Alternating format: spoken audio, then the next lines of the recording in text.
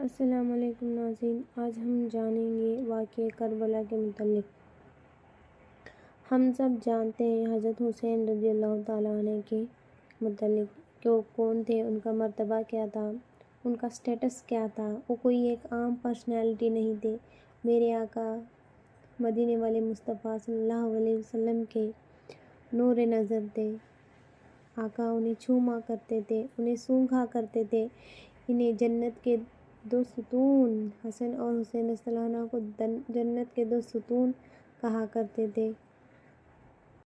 ان کا بچپن میرے آقا کے زیر نگرانی گزرا، جنہیں میرے آقا صلی اللہ علیہ وسلم اپنے کاندھے پر سواری دیا کرتے تھے، جن کے کانوں میں میرے آقا نے اذان دی۔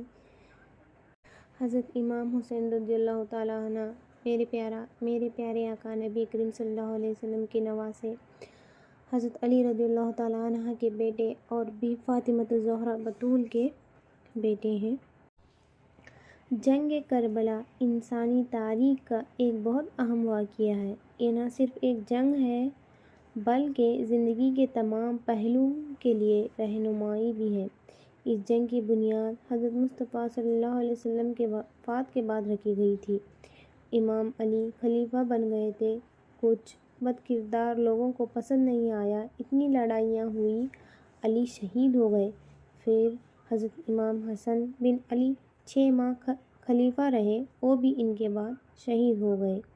یزید اس وقت حکمران بد کردار اور ظالمانہ سمجھا جاتا تھا۔ آپ کو یہ بات معلوم رہے، یزید حضرت معاویہ کا فرزند تھا، جو ایک بد اخلاق، جو ایک شرابی اور ایک ظالم قسم کا بادشاہ تھا۔ حضرت معاویہ ایک ایسے انسان تھے جو میرے پیارے آقا سے بہت محبت فرماتے تھے۔ ان کے وفات کے بعد انہوں نے بادشاہت یا حکمرانی اپنے بیٹے یزید کے ہاتھوں میں دے دی تھی۔ وہ یزید پلید ایک اچھا حکمران نہیں تھا، یہ بات آپ کو جاننی چاہیے۔ اس نے اس کی حکمرانی میں غیر اسلامی کام کیا، ایک شرابی تھا۔ عراق اور کوفے کے عوام نے کیا کیا کہ اس کے ظلم سے بچنے کے لیے انہوں نے حضرت امام حسین کو کئی خطوط لکھے اور انہیں کوفے آنے کو کہا تاکہ وہ ان کے ہاتھ میں بیعت کر لے یا پھر بیعت حاصل کر سکے، اسے اپنا خلیفہ بنا کر۔ جب کئی سارے خطوط آپ کو ملے، حضرت امام حسین رضی اللہ عنہ کو کئی سارے خطوط کوفے کے لوگوں نے لکھے کہ ہم آپ کے ہاتھ میں بیعت کرنا چاہتے ہیں، ہم یزید پلید کے ہاتھ پر بیعت کرنا نہیں چاہتے کیونکہ وہ مکار ہے اور وہ ایک گنہگار قسم کا حکمران ہے۔ تو آپ نے کیا کیا کہ حضرت امام حسین مدینے میں اپنا گھر چھوڑ کر مکہ پہنچ گئے، جہاں انہوں نے حج کرنے کا ارادہ کیا۔ یہ حجۃ الوداع تھا، یہ ان کا آخری حج تھا۔ اپنے اہل خاندان کے ساتھ جتنے بھی شہدائے کربلا تھے انہوں کے ساتھ آپ نے حج ادا کیا۔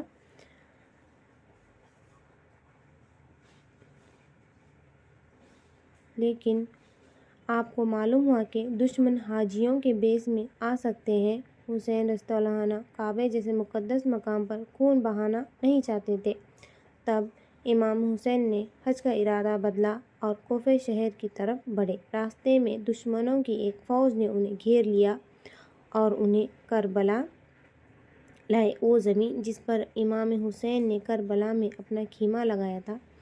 اس کو پہلے امام حسین نے، پھر انہوں نے اسی جگہ پر اپنا کیمپ لگایا۔ یزید اپنے قائدین کی توسط سے اپنے باتوں کو قبول کرنے کے لیے امام حسین پر دباؤ ڈالتا رہا۔ جب امام حسین نے یزید کی شرائط کو نہ مانا تو آخرکار دشمنوں نے نہر پر فوج کا پہرہ لگایا۔ امام حسین اور ان کے اہل خاندان والوں کو پانی تک نہ دیا گیا۔ 3 دن تک بھوکا پیاسا انہیں روک کے رکھ دیا، یہاں تک کہ انہیں لوٹ کر اپنے وطن بھی آنے نہیں دیا۔ یزید کی فوج کو دیکھ کر کوفہ عراق کے لوگ جنہوں نے اپنا رہبر بنانے کے لیے امام حسین کو بلایا تھا، وہ بھی ان کے ساتھ شامل ہو گئے۔ 3 دن گزر جانے کے بعد جب امام حسین کے گھر والوں کے بچوں کو پیاس لگنے لگی تو حسین نے یزیدی فوج سے پانی طلب کیا۔ دشمن نے پانی دینے سے انکار کر دیا۔ دشمنوں نے سوچا کہ امام حسین پیاس سے ٹوٹ کر ہمارے تمام حالات کو قبول کر لیں گے۔ جب 3 دن کی پیاس کے بعد بھی حسین نے یزید کی بات نہیں مانی تو دشمنوں نے حسین رضی اللہ تعالیٰ عنہ کے کیمپوں پر حملہ کرنا شروع کر دیا۔ اس کے بعد امام حسین نے ایک رات دشمنوں سے مہلت طلب کی اور اس رات امام حسین اور ان کے اہلِ خانہ نے اللہ کی عبادت کی۔ نماز فجر ادا کرنے کے بعد اسے لڑائی کہنا درست نہیں ہوگا کیونکہ ایک طرف لاکھوں کی فوج موجود تھی، دوسری طرف صرف 72 جانصار اور چند نفر کا کنبہ تھا۔ لیکن مورخ صرف جنگ لکھتے ہیں، ویسے امام حسین کے ساتھ صرف 72 یا 80 ہی مرد تھے، جن میں 6 ماہ سے 13 سال تک کے بچے بھی شامل تھے۔ اسلام کی بنیادوں کی حفاظت کے لیے کربلا میں 72 افراد شہید ہوئے، جس میں دشمنوں نے 6 ماہ کے بچے علی اصغر کی گردن پر تیر مارا۔ 13 سالہ حضرت قاسم گھوڑے سموں سے پامال ہو گیا اور 7 برس 8 برس کے بچے اون محمد سر پر تلوار کی ضرب سے شہید ہوئے۔ امام حسین رضی اللہ تعالیٰ عنہ کا صرف ایک ہی مقصد تھا کہ وہ اہل کوفہ کے لوگوں کو اس یزید پلید سے بچائے اور یزید کے اقتدار میں آنے کے خطرات اور نقصانات سے بچائے۔ خطبے کے تسلسل میں انہوں نے علی ابن ابی طالب کی فضیلت اور نیکی کی طرف متوجہ کرنے اور معاشرے میں برائی سے روکنے کی منصب اور اس اصول کو بھانپنے میں اسلامی معلومات کو روشن کرنے میں اس خطبے میں انہوں نے آخری خطبے میں اس کا ذکر کیا تھا۔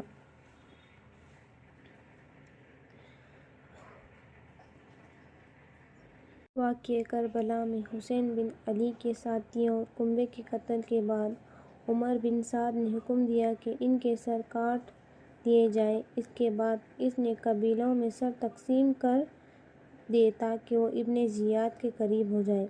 قیس قبیلہ، جس کی سربراہی قیس بن اشعث کندی نے کی تھی، اس کے پاس 13 سر تھے۔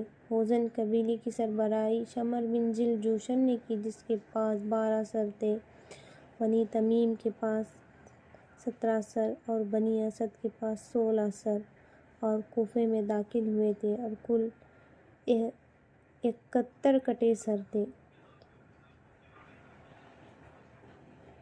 پھر یزید کے حکم سے تمام سروں کو شہر کے دروازوں اور اموی مسجد میں 3 دن لٹکا دیا گیا۔ ذرا سوچئے، 40 دن بعد 40ویں دن علی ابن حسین نے یزید کی رضامندی حاصل کی کہ وہ ان کے سروں کو جسموں کے ساتھ مہلک کرے گا اور حسین اور دوسرے مقتول کے سروں کو کربلا لے گئے اور ان کے اجسام کے ساتھ مہلک کیا۔ اسی دوران میں انہوں نے بابا الصغیر میں کئی سر دفن کر دیے، جو یہ ہیں: پہلا سر عباس بن علی، دوسرا سر علی اکبر، تیسرا سر حبیب بن مظہر۔ شہادت کے بعد امام حسین اور ان کے جتنے بھی شہدائے کربلا ہوئے، شہید ہونے کے بعد جن میں جو کچھ بچے تھے زیادہ تر عورتیں ہی اور بچے ہی تھے۔ بالغ مرد صرف امام زین العابدین تھے۔ ان سب کو قید کر لیا گیا اور اسیران کربلا کو عمر سعد کے حکم پر 11 محرم کی رات کربلا میں ہی رکھا گیا اور 11 محرم کے دن ظہر کے بعد انہیں پہلے کوفہ ابن زیاد کے سامنے پیش کیا گیا۔ پھر عبید اللہ بن زیاد نے شمر اور طارق بن مظفر سمیت ایک دستے کے ہمراہ شام میں دربار یزید کی طرف روانہ کیا۔ عمر سعد کے سپاہیوں نے اہل بیت کی خواتین کو شہداء کے اجساد کے پاس اس حال سے گزارا کہ نالہ و شیون کے ساتھ ساتھ اپنے چہروں کو پیٹ رہی تھیں۔ جیسا منقول ہے کہ حضرت زینب جب اپنے بھائی کے صدقے سے گزرے تو انہوں نے اس قدر شدت غم سے گریہ کیا کہ دوست و دشمن اس وقت گریہ ہوئے۔ واللہ کیا عالم ہوگا، کس طرح انہیں غم میں، یا اللہ کوئی سوچ بھی نہیں سکتا اس طرح کا غم۔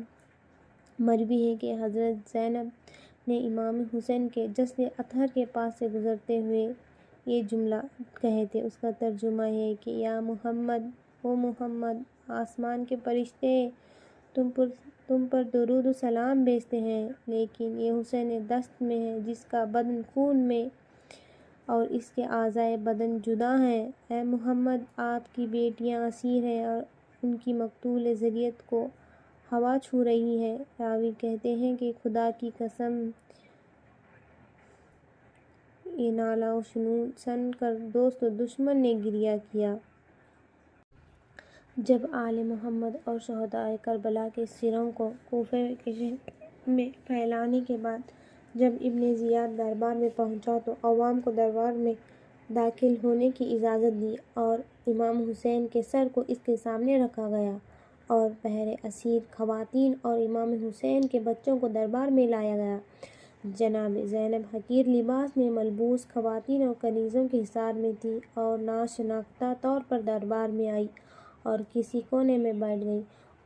عبیداللہ ابن زیاد نے پوچھا، یہ عورت جو کونے میں خواتین کے درمیان میں ہے وہ کون ہے؟ زینب نے جواب نہیں دیا۔ عبیداللہ نے اپنا سوال پھر سے دہرایا تو کسی کنیز نے کہا، وہ پیغمبر کی بیٹی فاطمہ کی بیٹی زینب ہے۔ اور ابن زیاد کہتا ہے بی بی زینب سے، تمام تعریفیں اس اللہ کے لیے جس نے تمہارے خاندان کو رسوا کیا، مارا اور دکھایا کہ جو کچھ تم کہہ رہے تھے سب جھوٹ تھا۔ اور زینب فرماتی ہیں کہ تمام تعریفیں اس اللہ کے لیے جس نے ہمیں پیغمبر کے ذریعے نوازا، ہمارے خاندان سے اور ہر ناپاکی سے دور رکھا۔ فاسق کے علاوہ کسی کی رسوائی نہیں ہوتی اور بدکار کے علاوہ کوئی جھوٹ نہیں بولتا، اور بدکار ہم نہیں دوسرے ہیں، یعنی تم اور تمہارے پیروکار بدکار ہیں، اور تعریف صرف اللہ کے لیے۔ اور ابن زیاد کہتا ہے، دیکھ لیا کہ اللہ تعالیٰ نے تمہارے خاندان کے ساتھ کیا کیا۔ اور زینب فرماتی ہیں کہ اچھائی کے سوا کچھ نہیں دیکھا۔ یہ وہ لوگ تھے جن کے مقدر میں اللہ نے قتل ہونا قرار دیا تھا اور انہوں نے بھی اطاعت کی اور اپنی ابدی منزل کی جانب چلے گئے، اور بہت جلد اللہ تعالیٰ تمہیں ان کے سامنے گرائے گا اور وہ اللہ تعالیٰ سے تمہاری شکایت کریں گے، تب دیکھنا کہ اس دن کون کامیاب ہوتا ہے۔ اے ابن مرجانہ کے بیٹے، تم پر تمہاری ماں روئے۔ اور ابن زیاد کہتا ہے، اللہ نے تمہارے نافرمان بھائی حسین، اس کے خاندان اور سرکش لشکر کو مار کر میرے دل کو شفا بخشا۔ اور زینب فرماتی ہے، خدا کی قسم تم نے ہمارے بزرگ کو مارا، تمہارے درخت کو کاٹا اور جڑ کو اکھاڑا، اگر یہ کام تمہاری شفا کا باعث ہو تو حتما تم نے شفا پایا ہے۔ ابھی ابن زیاد غصہ اور توہین آمیز حالت میں، یہ بھی اپنے باپ علی کی طرح ماہر خطیب ہے، اپنی جان کی قسم تمہارا باپ بھی شاعر تھا اور سجمے اور قافیے میں بات کرتا تھا۔ تو زینب فرماتی ہیں کہ ایک عورت کو سمجھا اور قافیوں سے کیا کام، یہ سجا کہنے کا کون سا وقت ہے؟ جناب زینب نے جب کہا، اچھائی کے سوا کچھ نہیں دیکھا، اے ابن مرجانہ تمہاری ماں تم پر روئے۔ ان جملوں کو سن کر ابن زیاد کو اتنا غصہ آیا کہ آپ کو سزا دینا چاہا، تو عمر بن حریث نے کہا، امیر ایک خاتون ہے، خواتین کی باتوں پر انہیں کوئی سزا نہیں دیتے ہیں۔